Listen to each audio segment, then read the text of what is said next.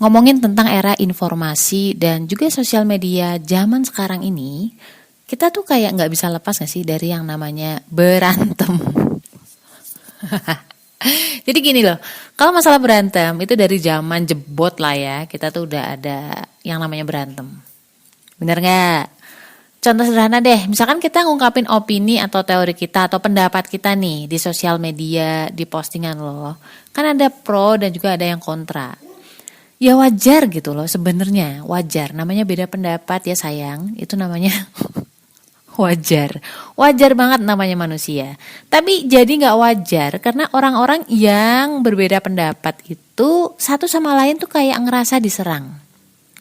Ya, kemudian mereka tuh saling balas dengan komen-komen yang endingnya malah nyerang personal si satu sama lain. Udah nggak ngomongin kontennya gitu loh, udah nggak ngomongin pendapatnya lagi atau teorinya lagi gitu.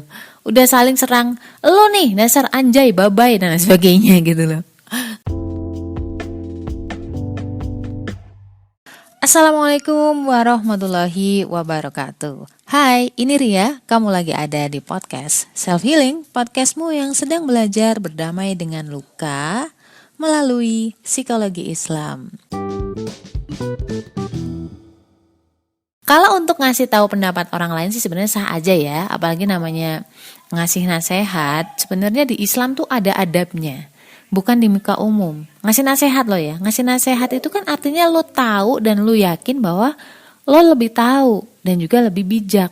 Dan kamu peduli untuk mengoreksi.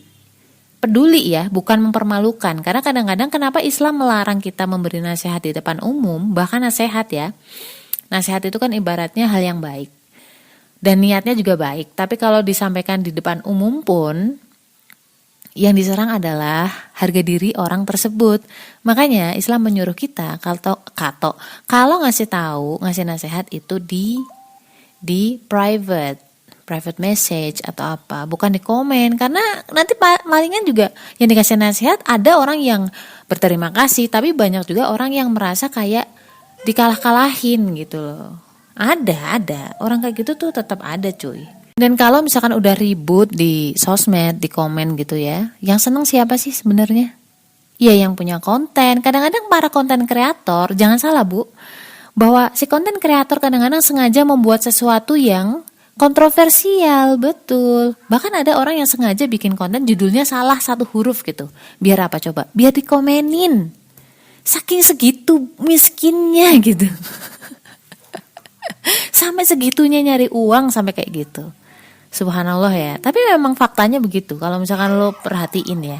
Karena aku juga ikut komunitas konten kreator. Jadi sedikit banyak tahu lah.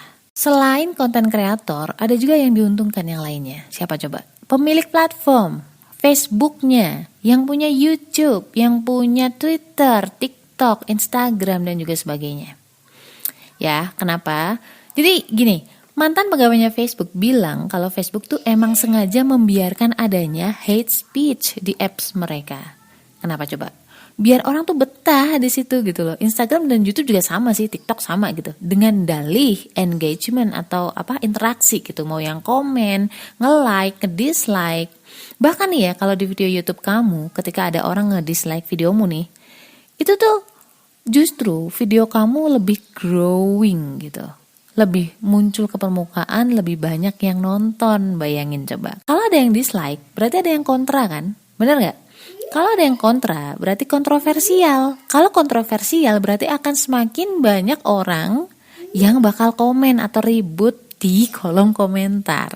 Sebenarnya keributan itu tuh muncul karena ada dua belah pihak yang saling menanggapi. Gak mungkin orang ribut sendirian ya. Ya pasti salah satunya harus nanggepin.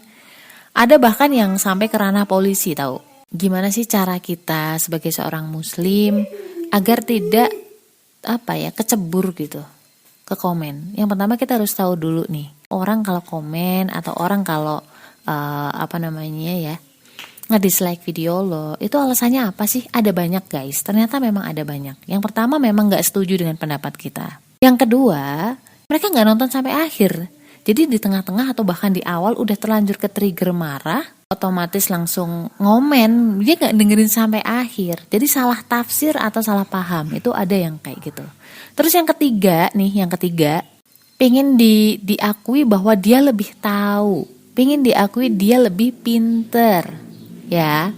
Ada orang-orang yang seperti itu. Dan yang keempat, memang secara personal dia nggak suka aja sama kamu, guys. Ada loh orang-orang yang ngedislike orang gara-gara ngelihat misalkan kayak potongan rambutnya dia nggak suka, model bajunya nggak suka, bahkan ngelihat muka lo aja dia nggak suka, langsung ngedislike tanpa dipikir panjang. Jadi nggak selalu orang ngedislike atau ngomen itu tahu apa yang kamu sampaikan gitu. Kadang-kadang mereka salah tafsir atau belum paham aja. Don't take it personal kalau menurut gue. Susah sih, emang bener banget. Susah kadang-kadang juga kita yang terima, ya ampun.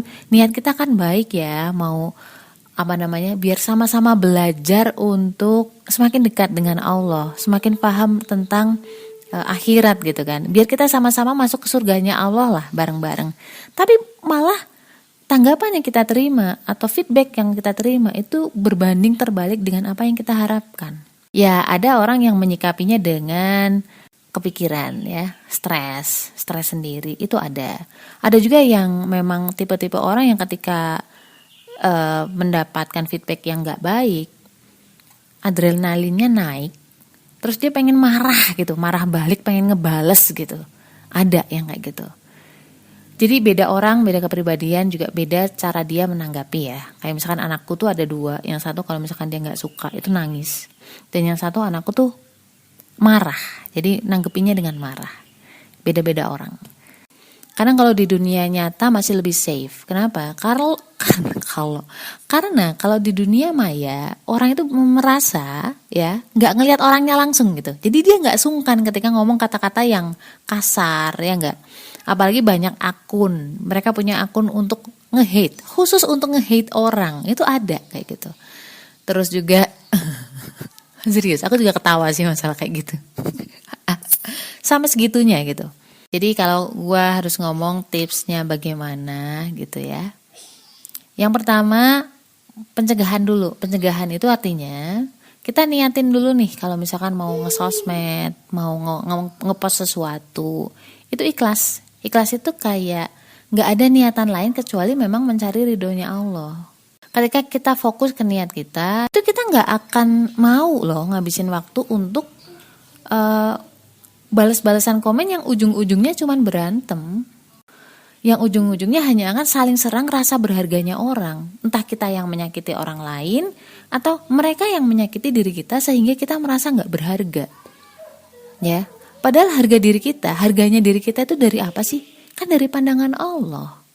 Kalau niatnya benar, ya enggak? Nah, kalau kita ngabisin waktu di komen-komentar kayak gitu, itu kita kapan belajarnya? Kita kapan ngajinya? Kalau misalkan kita nggak ada isinya, hati kita nggak ada isinya, kepala kita nggak ada isinya, terus kita mau bikin konten macam apa gitu? Misalnya kayak aku deh bikin konten, itu nggak bisa loh kalau misalkan kita nggak baca buku. Kita nggak bisa loh kalau misalkan kita nggak dengerin kajian orang lain gitu. Kopong jadinya. Ujung-ujungnya apa yang dijual? Personal life, kehidupan pribadi. Nah itu yang gue gak mau. Terus yang kedua, kalau udah terlanjur nih, namanya coping. Coping tuh kayak udah terlanjur ya buka komen. Kadang-kadang kan gatel gak sih? Ada orang-orang yang ngelihat notifikasi gak dibuka itu rasanya gemes gitu. Harus buka.